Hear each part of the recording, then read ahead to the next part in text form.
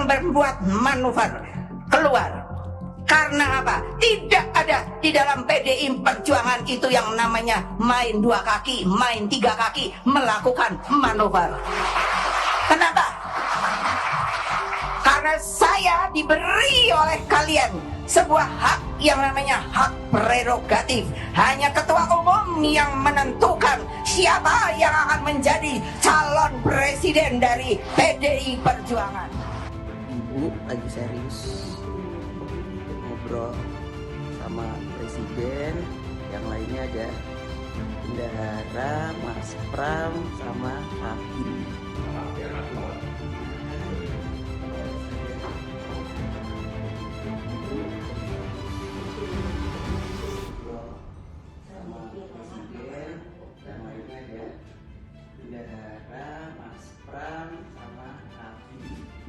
Selamat pagi Ibu Ketua Umum, Ibu Mega.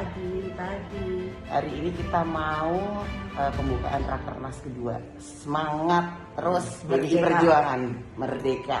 Orang dapat grammar baru, kemurkaan. Orang dapat grammar baru, feodalisme. Orang dapat grammar baru, di atas raja ada ratu.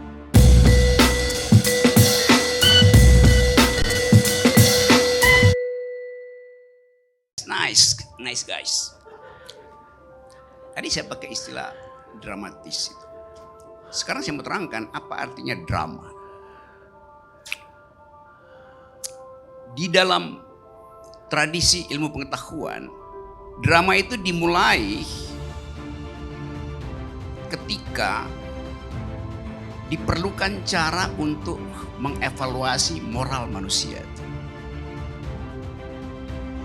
Ada profesor komunikasi yang pasti tahu tentang yang disebut the Greek tragedy, tragedi Yunani itu. Saya akan sebutkan beberapa istilah. Kalau diperlukan klarifikasi, saya terangkan itu. Tragedi Yunani. Panggung tragedi Yunani biasanya dibagi 2, zin dan obzin. Di depan dan di belakang. Sin artinya layar. Dan di belakang ya layar. Bahasa Inggrisnya obscene. Dari kata obscene, di belakang layar. Tapi dari kata itu juga timbul kata obscenity. Apa artinya obscenity, Pak Profesor? Oke. Supaya saya dapat klarifikasi tentang peristilan. Obscenity artinya kemaksiatan. Di belakang panggung orang bisik-bisik kemaksiatan. Itu ditutupi agar supaya publik tidak tahu yang disebut sebagai keburukan, pengkhianatan, kerakusan, segala macam.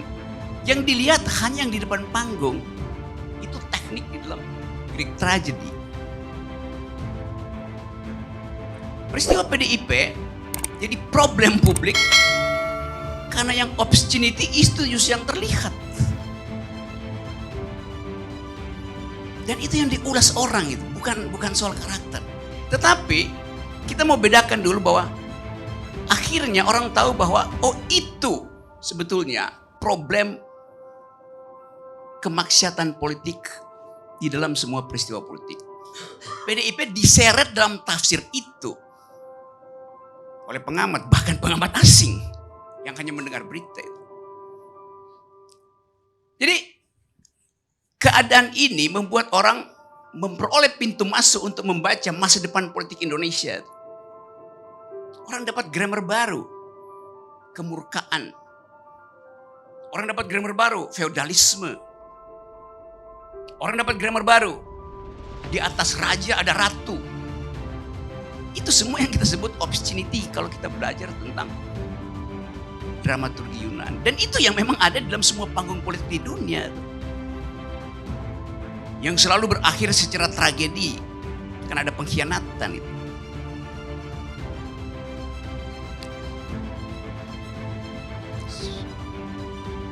Ada bau busuk di Denmark. There's something rotten in Denmark. Di dalam lakon Shakespeare. Karena pengkhianatan. Lalu diam-diam Brutus tusuk Caesar waktu lewat di obscene di belakang layar. Itu terbaca di depan layar akhirnya. Begitu kemampuan kita untuk mengabstraksikan politik, demokrasi itu. Sekarang saya balik kepada soal intinya. Saya nggak ada soal dengan PDIP itu. Saya nonton aja lihat itu. Tetapi di belakang Greek tragedy itu, atau sebut aja PDIP tragedy, ada problem lebih mendasar dari sekedar Ibu Mega itu. Ibu Mega itu sin. Opsinya adalah olok-olok orang terhadap Ibu Mega. Yang sudah diterangkan oleh Adian. Tetapi ada panggung lain, yaitu di bawah panggung itu soalnya. Yaitu berebut tiket untuk pergi pada pertandingan politik 2024. Berebut tiket.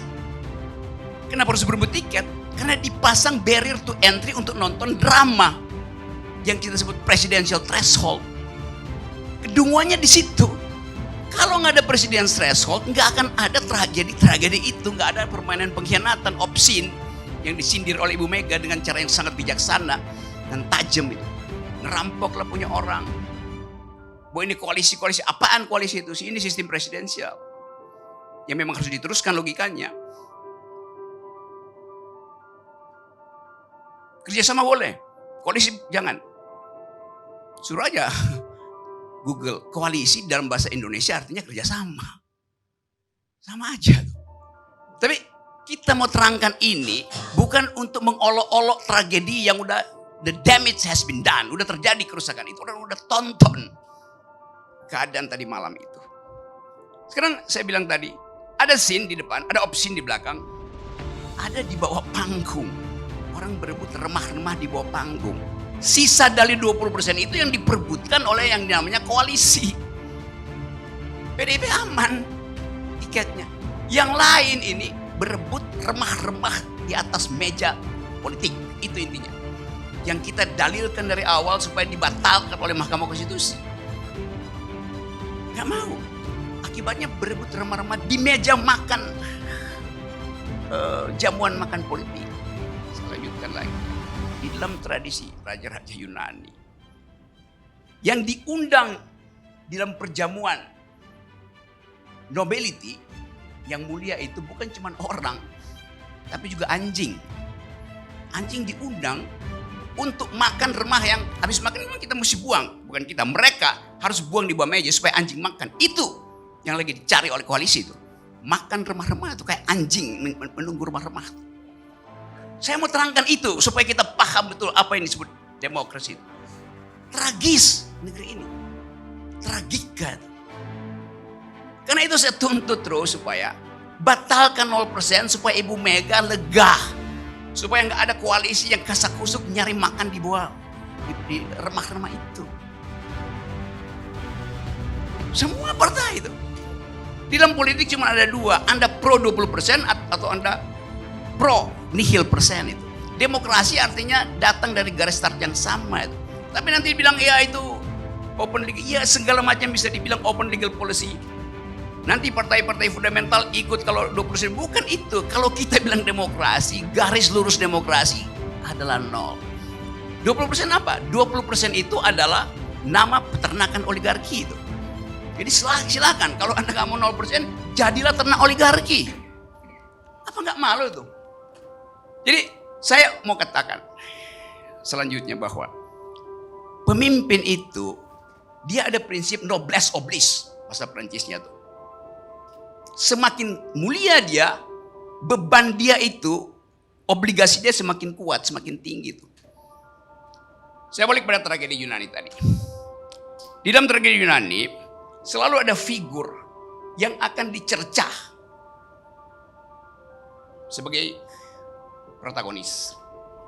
Dia akan dimasukkan di dalam skenario bahwa dia, tokoh ini biasanya satu individu, punya banyak dosa karena melawan takdir. Tapi cerita akan menyelamatkan dia karena dia berupaya untuk melawan takdir yang tidak dia ketahui. Kemuliaan datang dari orang yang melawan takdir yang dia tidak ketahui. Di situ paradoks dari tragedi Yunani yang disebut sebagai nobility in suffering. Ada kemuliaan dalam penderitaan. Ibu Mega mengalami itu, kemuliaan dalam penderitaan dulu, bukan yang sekarang. Kan Ibu Mega pro 20%. Jadi bagian dari yang tidak mau lagi punya kewajiban. Padahal Ibu Mega sebetulnya punya kewajiban sebagai noblesse, obligasinya adalah minta Mahkamah Konstitusi batalkan 2%. Karena itu menghina akal demokrasi itu. Itu yang kita tunggu. Jadi sekali lagi, saya kasih kuliah ini supaya ada pendidikan politik mendasar pada republik ini. Terima kasih.